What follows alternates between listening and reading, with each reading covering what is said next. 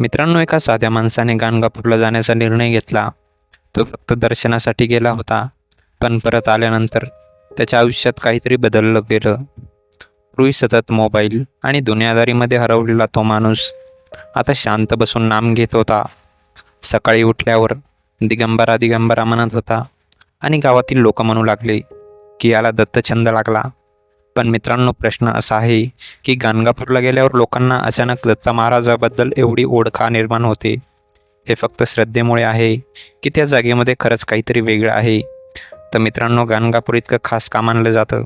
मित्रांनो, गाणगापूर दत्त भक्तांसाठी गाणगापूर फक्त एक मंदिर नाही, तर एक अनुभूती आहे.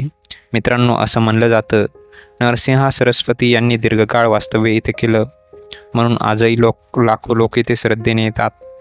मित्रांनो, लोक म्हणतात गाणगापूरमध्ये पाऊल टाकताच काहीतरी वेगळं जाणवतं. आता मित्रांनो, दत्तछंद म्हणजे काय? मित्रांनो, अनेक लोकांना वाटतं दत्तछंद म्हणजे फक्त ओरडणं किंवा वेगळं वाटणं. पण मित्रांनो, भक्तांच्या मते दत्तछंदाचा खरा अर्थ वेगळा आहे. छंद म्हणजे ओढ आणि दत्तछंद म्हणजे दत्तात्रय यांच्याबद्दल मनात झालेली तीव्र भक्ती. म्हणजे सतत नाम घ्यावंसं वाटणं, भजन ऐकण्याची ओढ निर्माण होते, गुरुचरित्र वाचण्याची इच्छा होणं आणि देवाजवळ बसल्यावर शांत वाटणं. मित्रांनो, याला अनेक भक्त दत्तछंद असं म्हणतात. आता मित्रांनो, गाणगापूरमध्ये असं काय आहे?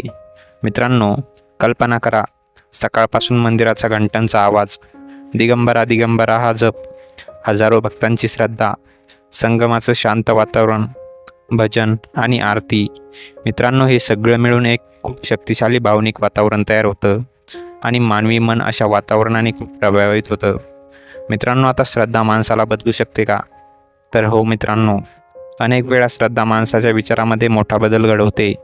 मित्रांनो, जेव्हा एखादा माणूस तणावात असतो, आयुष्यात हरवलेला असतो, मानसिकदृष्ट्या थकलेला असतो, तेव्हा त्याला कुठेतरी आधार हवा असतो आणि अनेक लोकांसाठी तो आधार म्हणजे दत्त महाराज.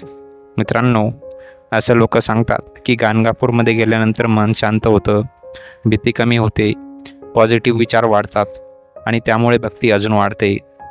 आता मित्रांनो, विज्ञान काय सांगतं? मित्रांनो, विज्ञान सांगतं की जेव्हा एखादी व्यक्ती श्रद्धेने एखाद्या जागी जाते, सकारात्मक वातावरणात राहते आणि हजारो भक्तांमध्ये असते, तेव्हा तिच्या मनावर खोल परिणाम होऊ शकतो. भजन, जप, वातावरण आणि भावना हे सगळं मिळून मनाला वेगळी शांतता देऊ शकतं. म्हणून काही लोकांना गाणगापूरहून परत आल्यानंतर आयुष्याकडे पाहण्याची नजरच बदलल्यासारखी वाटते. मित्रांनो, म्हणूनच काही लोक पुन्हा पुन्हा गाणगापूरला जातात. अनेक भक्त सांगतात, एकदा गाणगापूरला गेलो आणि पुन्हा पुन्हा जावंसं वाटू लागलं. कारण काही नाही, फक्त डोळ्यांनी पाहायची नसतात, ती मनाने अनुभवायची असतात. आणि कदाचित म्हणूनच लोक म्हणतात गाणगापूरला गेल्यावर दत्तछंद लागतो.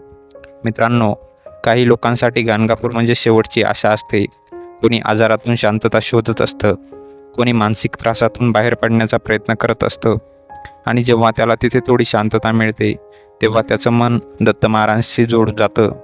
मग खरंच गाणगापूरला गेल्यावर लोकांना दत्तछंद का लागतो?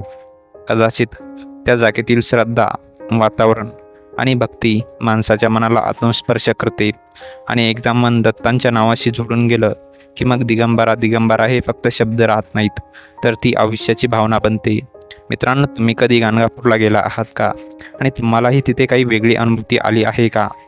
तुमचा अनुभव कमेंटमध्ये नक्की सांगा. मित्रांनो, तुम्हाला हा व्हिडिओ कसा वाटला कमेंटमध्ये नक्की सांगा आणि अशाच माहितीपूर्ण व्हिडिओसाठी आत्ताच आपले यूट्यूब चॅनल नामस्पंदनला सबस्क्राईब करायला विसरू नका.